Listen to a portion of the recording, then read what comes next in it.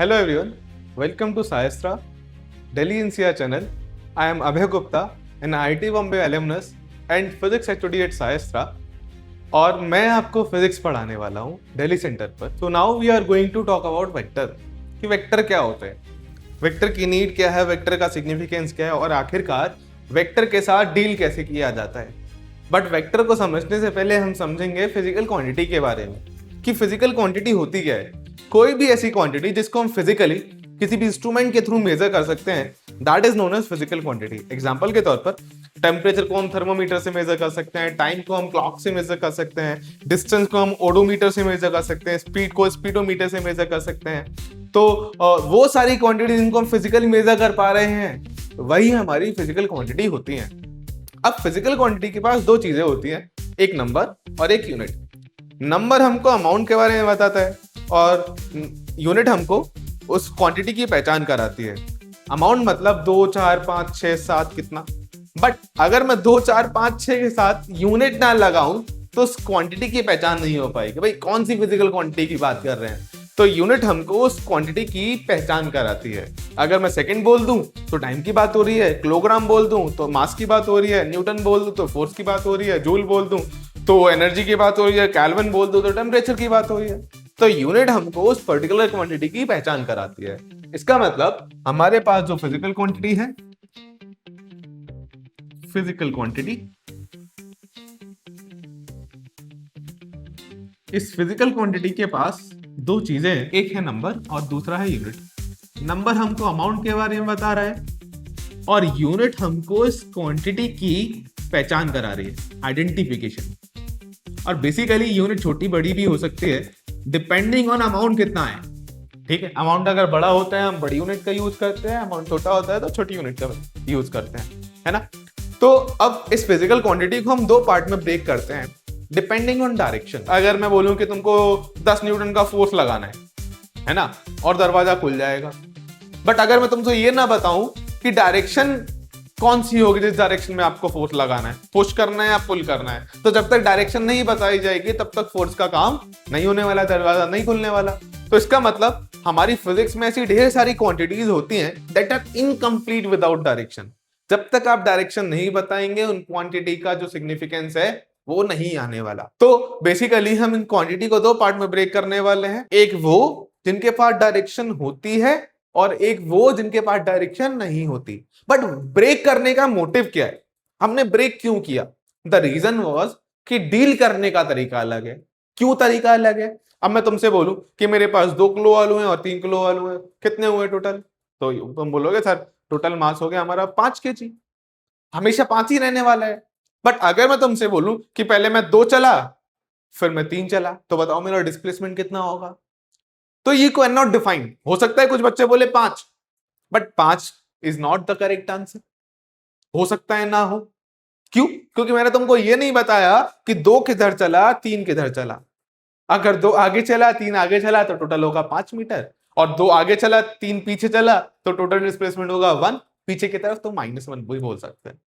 तो बेसिकली हमारा जो डिस्प्लेसमेंट है वो 5 और 1 के बीच में कुछ भी हो सकता है. वी कैन नॉट डिफाइन जब तक आपको डायरेक्शन ना बताई जाए. तो बेसिकली वो सारी क्वांटिटी जिनके पास डायरेक्शन होती है उनका ऐड करने का तरीका, सब्ट्रैक्ट करने का तरीका, मल्टीप्लाई करने का तरीका अलग होता है as compare to that one जिनके पास डायरेक्शन नहीं होती. तो अल्टीमेटली जब हम 9th 10th में इन क्वांटिटीज की बात करते थे तो वहां पर हम डायरेक्टली ऐड सब्ट्रैक्ट कर देते थे, है ना, क्योंकि हो सकता है उनके पास डायरेक्शन ना हो. बट हम जो 11th में 12th की फिजिक्स में जो क्वांटिटीज की बात करते हैं उनमें मोस्टली क्वांटिटीज के पास डायरेक्शन होती है. तो जब तक आप डायरेक्शन को ऐड मल्टीप्लाई सब्ट्रैक्ट नहीं करेंगे, करना नहीं सीखेंगे, तब तक उन क्वांटिटीज की चर्चा आप नहीं कर सकते. तो अब हम इस चैप्टर में यही सीखने वाले हैं, वेक्टर में यही सीखने वाले हैं कि हम डायरेक्शन वाली क्वांटिटीज को ऐड सब्ट्रैक्ट मल्टीप्लाई कैसे करते हैं, ऑपरेट कैसे करते हैं, डील कैसे करते हैं. तो वेक्टर का सिग्निफिकेंस यही है. तो अब इस फिजिकल क्वांटिटी को हम दो पार्ट में ब्रेक करने वाले हैं. First one is scalar quantity और second one is vector quantity. Scalar quantity वो होती है जिसके पास डायरेक्शन नहीं होती, मतलब केवल मैग्नीट्यूड होता है. मैग्नीट्यूड मतलब नंबर होता है और यूनिट होता है. तो स्केलर क्वांटिटी वो होती है विच हैव ओनली मैग्नीट्यूड, और वेक्टर क्वांटिटी वो होती है जिसके पास मैग्नीट्यूड और डायरेक्शन दोनों होता है, चाहे बोथ मैग्नीट्यूड एंड डायरेक्शन। और तोड़ने का तरीका मैंने तुमको बताया था, रीजन क्योंकि इन दोनों को डील करने का तरीका अलग अलग है। एग्जाम्पल की अगर मैं बात करूंगा तो जैसे मैंने बताया, तुमने 9th-10th क्लास में बहुत सारी क्वांटिटीज पढ़ रखी है, mass, length, distance, time, temperature, energy, work done, power. ये सारी कैसी क्वांटिटीज हैं हमारी? ये सारी बिना डायरेक्शन वाली क्वांटिटीज हैं, स्केलर क्वांटिटीज। अगर मैं वेक्टर क्वांटिटीज की बात करूं तो हमारे एग्जांपल हो सकते हैं डिस्प्लेसमेंट, पढ़ा होगा आपने, वेलोसिटी, एक्सेलरेशन, फोर्स, है ना। और भी आप फिजिक्स में ऐसी ढेर सारी क्वांटिटीज पढ़ेंगे जिनके बाद डायरेक्शन होती है, ठीक है। तो जब तक हम इन डायरेक्शन वाली क्वांटिटीज को डील नहीं कर सकते तब तक हम फिजिक्स में आगे नहीं बढ़ सकते, ठीक है। अब आगे बढ़ते हैं। अब बात करते हैं कि हमारा जो स्केलर होता है और वेक्टर होता है, जब लिखा होगा तो हम कैसे पहचानेंगे। तो वेक्टर का एक सिंबल होता है, मतलब अगर सपोज मेरे पास एक कोई फिजिकल क्वांटिटी है ए, अब ये जो फिजिकल क्वांटिटी है ये स्केलर है या वेक्टर है, कैसे पता चलेगा? तो उसके लिए हम सिंबल यूज करते हैं कि अगर मैं इस ए के ऊपर एरो लगा दूं, एरो लगाने का मतलब है ये वो फिजिकल क्वांटिटी है जिसके पास डायरेक्शन है। तो basically this is a symbol of vector, this is the symbol of vector. और ये जो सिंबल होता है this is the symbol of scalar, मतलब केवल मैग्नीट्यूड की बात हो रही है। अब वेक्टर के पास दो चीजें हैं, मैग्नीट्यूड भी है और डायरेक्शन भी है।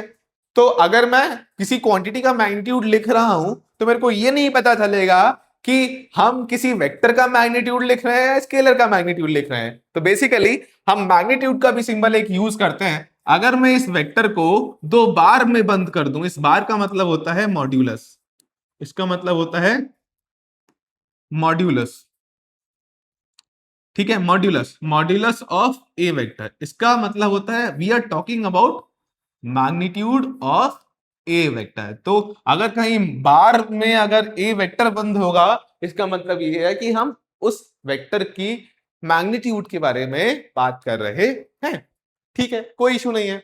तो this is the symbol of vector and this is the symbol of magnitude of a vector.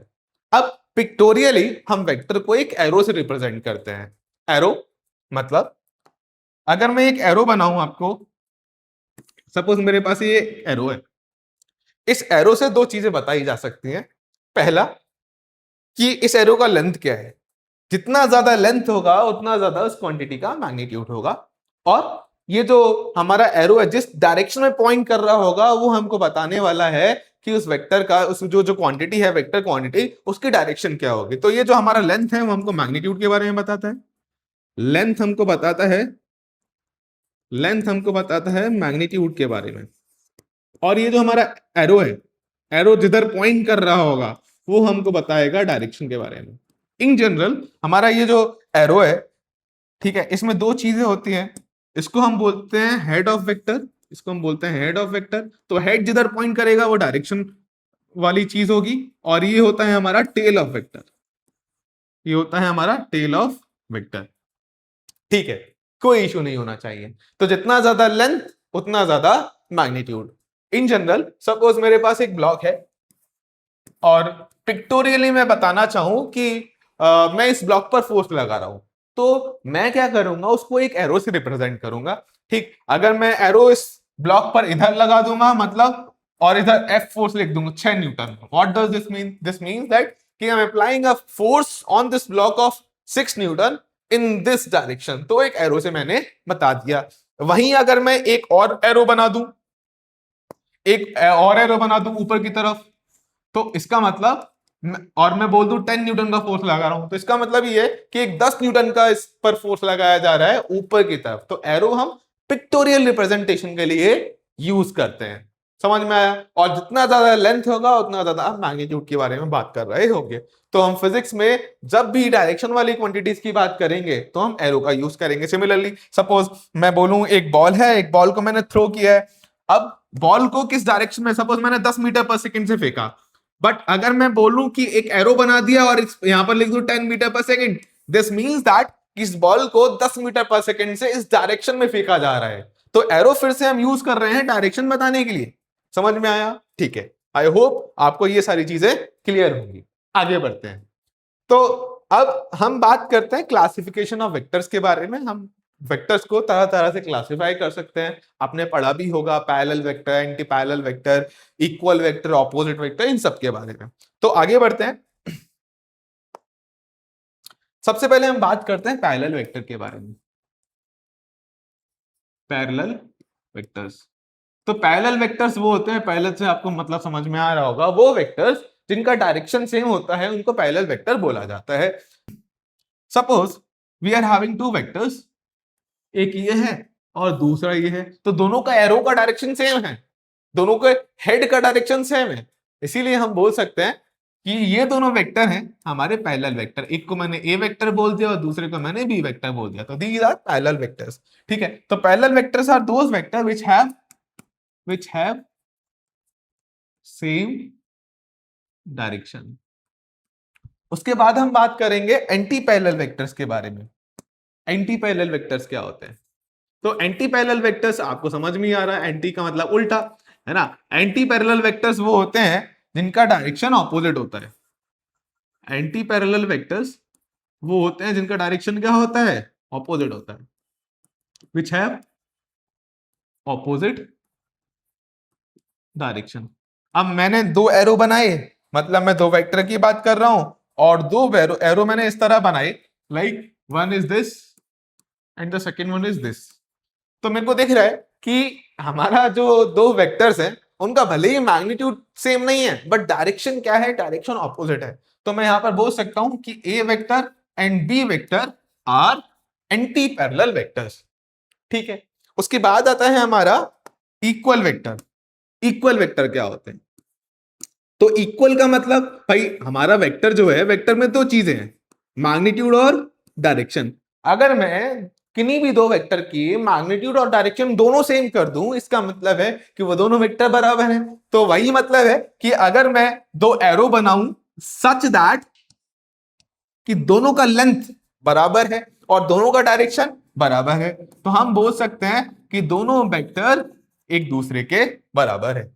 तो मैं यहां पर लिख सकता हूं A vector equals B vector. This means that कि हमारे पास दो वेक्टर हैं जिसका मैग्नीट्यूड और डायरेक्शन बराबर होने वाला है। तो इक्वल वेक्टर वो होते हैं which have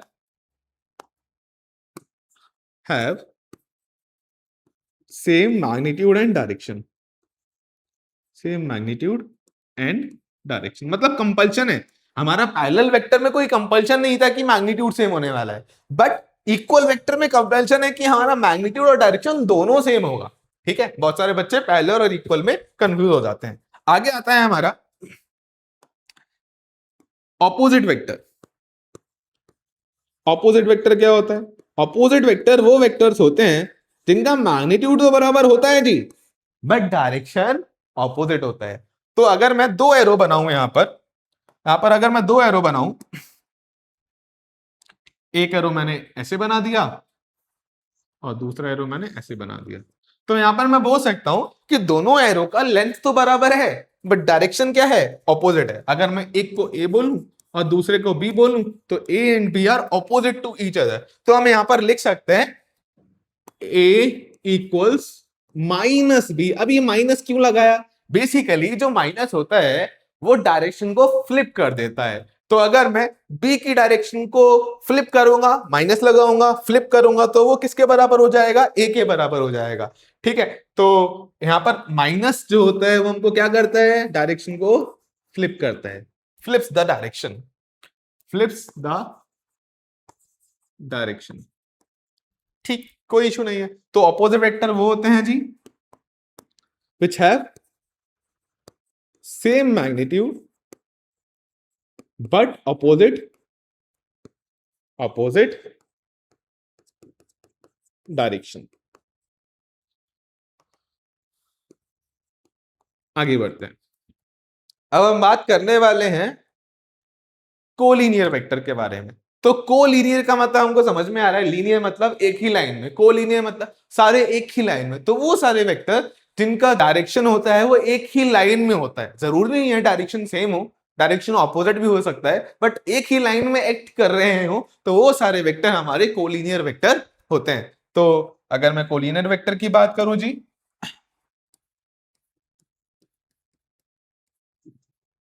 कोलिनियर वेक्टर्स, ठीक, तो ध्यान दीजिए, अगर मैं एक वेक्टर बनाऊं तो इस वेक्टर का एक लाइन ऑफ एक्शन है, ठीक है, एक लाइन ऑफ एक्शन है, एक सर्टेन लाइन ऑफ एक्शन है। अगर वो सारे वेक्टर इसी लाइन ऑफ एक्शन में लगे, इसी लाइन ऑफ एक्शन में लगे, तो वो हमारे कोलिनियर वेक्टर हो जाते हैं।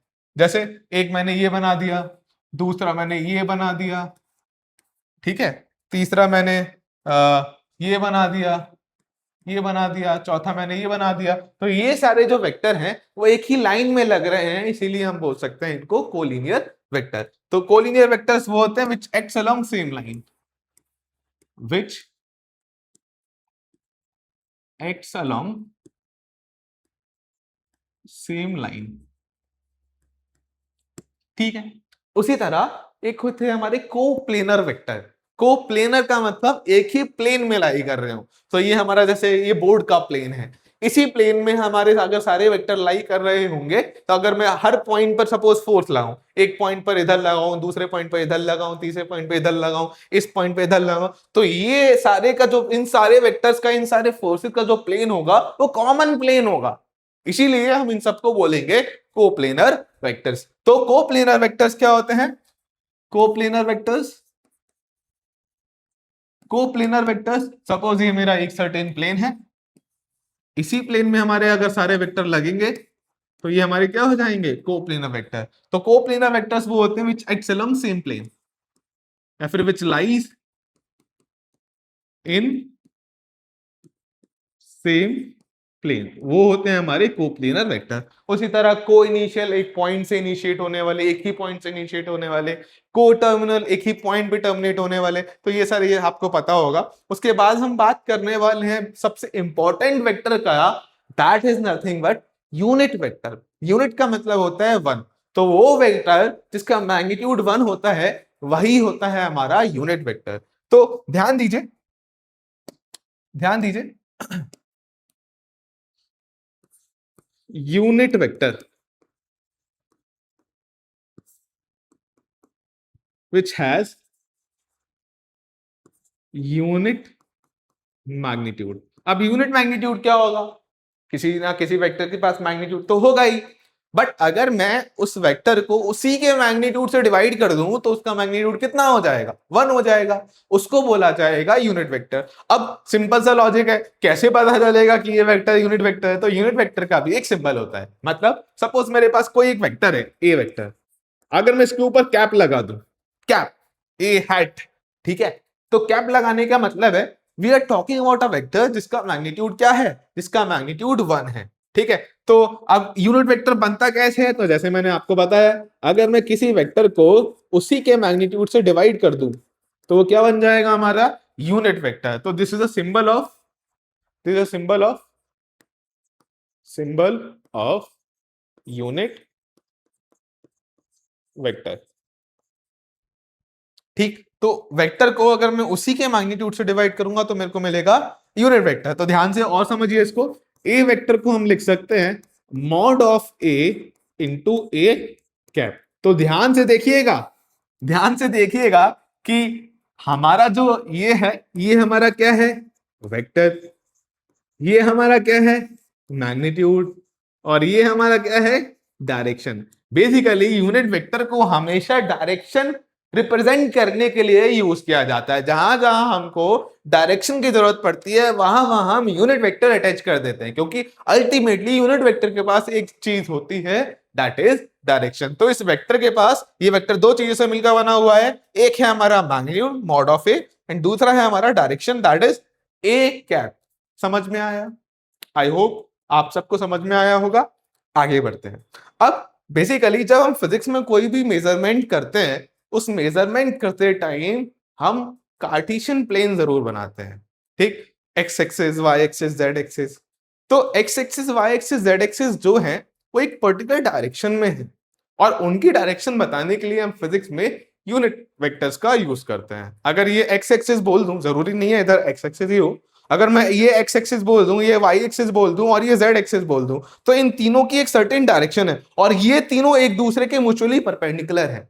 तो एक्स एक्सिस की डायरेक्शन बताने के लिए हम यूज करते हैं आई कैप का, वाई एक्सिस की डायरेक्शन बताने के लिए हम यूज करते हैं जे कैप का, और जेड एक्सिस की डायरेक्शन बताने के लिए हम यूज करते हैं के कैप का। तो I cap, J cap, K cap are just unit vector that are used for representing X axis, Y axis and Z axis.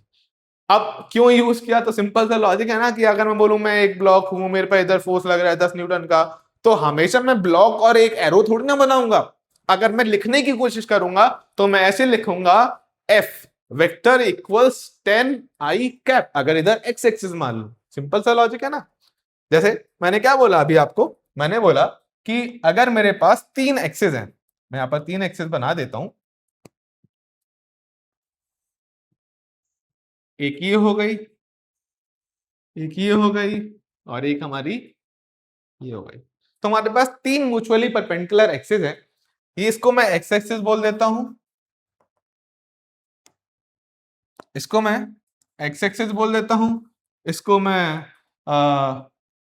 Y axis बोल देता हूं, और इसको जेड बोल देता हूं। तो ये जो एक्स एक्सिस है इसकी डायरेक्शन बताने के लिए हम यूज करते हैं आई कैप का, वाई एक्सिस की डायरेक्शन बताने के लिए हम यूज करते हैं जे कैप का, और जेड एक्सिस की डायरेक्शन बताने के लिए हम यूज करते हैं के कैप का। अब पॉजिटिव है, अब एक्स एक्सिस में भी 2 डायरेक्शन है, एक इधर और एक इधर, ठीक है। इधर वाला अगर मैं आई कैप बोल रहा हूं तो इधर वाला माइनस आई कैप हो जाएगा, क्योंकि सिंपल सा डायरेक्शन है, सिंपल सी बात है कि ये दोनों डायरेक्शन फ्लिप्ड है, और फ्लिपिंग के लिए हम कौन सा क्या यूज करते हैं, माइनस साइन। तो अगर ये मैं बोलूं कि ये आई कैप है हमारा, तो इधर क्या हो जाएगा बेटा, इधर हो जाएगा हमारा माइनस आई कैप। ऊपर अगर जे कैप है तो नीचे हो जाएगा माइनस जे कैप, और अगर इधर के कैप है तो इधर हो जाएगा हमारा माइनस के कैप।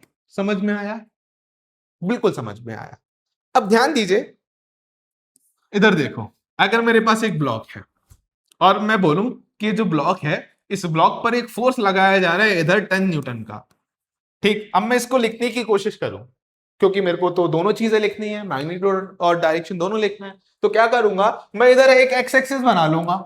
अगर मैं इधर एक्स एक्सिस बना लिया तो मैं इस फोर्स को लिखूंगा, सपोज इसको F1 बोल दिया मैंने, F1 है ना, इसको F1 बोल दिया। F1 क्या है हमारा, 10 न्यूटन, एक्स एक्सिस के अलोंग है, पॉजिटिव एक्स एक्सिस के अलोंग है, तो मैं इसको लिख सकता हूं 10 न्यूटन आई कैप। समझ में आया या नहीं आया। सिमिलरली अगर मैं बोलूं मैं एक फोर्स और लगा रहा हूं ऊपर की तरफ 10 न्यूटन का, अगर मैं एक फोर्स और लगा रहा हूं ऊपर की तरफ 10 न्यूटन का, तो मैं यहां पर दूसरा फोर्स सपोज इसको F2 बोल दिया, ठीक। तो F2 को मैं लिखने की कोशिश करूंगा तो कैसे लिखूंगा, F2 इक्वल्स 10 न्यूटन जे कैप, अगर मैं ऊपर अपना वाई एक्सिस मान लू तो। समझ में आया नहीं आया। तो हम लिखने के लिए ऑब्वियसली हम फिजिक्स में मेजरमेंट करेंगे, और मेजरमेंट के टाइम पे 3 एक्सिस जरूर आएंगी, और तीनों एक्सिस की डायरेक्शन बताने के लिए हमको वेक्टर का यूज करना पड़ेगा। समझ में आया। तो F1 हो गया हमारा 10 न्यूटन आई कैप, F2 हो गया 10 न्यूटन जे कैप। अब मैं तुमसे बोलूं टोटल फोर्स कितना लगा, तो तुम 10 + 10 20 नहीं बोल सकते, कितना होगा जी। हम इसको वेक्टर साइन के साथ लिखेंगे, कैसे ऐड करेंगे, if we are talking about net force, तो नेट फोर्स बेटा कितना होगा सर, F1 होगा और F2 होगा, दोनों को ऐड करूंगा, बट ऐड कैसे करूंगा, मैं इसको अभी के लिए लिख सकता हूं 10 न्यूटन आई कैप और 10 न्यूटन जे कैप, और शॉर्ट में ऐसे भी थोड़ा लिख सकते हैं हम 10 आई cap plus 10 J cap in newton, मतलब फोर्स की बात हो रही है, ठीक है। हम इसको 10 + 10 20 नहीं बोल सकते। अब वेक्टर को और भी आगे से समझने के लिए एडिशन कैसे करते हैं, तो हमको वेक्टर लॉ ऑफ एडिशन समझना होता है। Vector law of addition, triangle law, parallelogram law, जिसके थ्रू हम समझ सकते हैं कि दो वेक्टर को हम ऐड कैसे कर सकते हैं। आई होप आपको ये सब समझ में आया होगा। अगर आप ऐसे ही मुझसे पढ़ना चाहते हैं तो आप हमारे दिल्ली सेंटर को ज्वाइन कर सकते हैं। इन केस अगर आपको कोई क्वेरी है, कुछ जानना या पूछना है, तो नीचे दिए गए पिन कमेंट में नंबर्स हैं, आप उनको कॉन्टेक्ट कर सकते हैं और रजिस्टर कर सकते हैं। और ध्यान रखिएगा 29 को हमारा ओरिएंटेशन होने वाला है, तो आप आना ना भूलेगा। और वीडियो अच्छी लगी हो तो आप चैनल को सब्सक्राइब कर सकते हैं।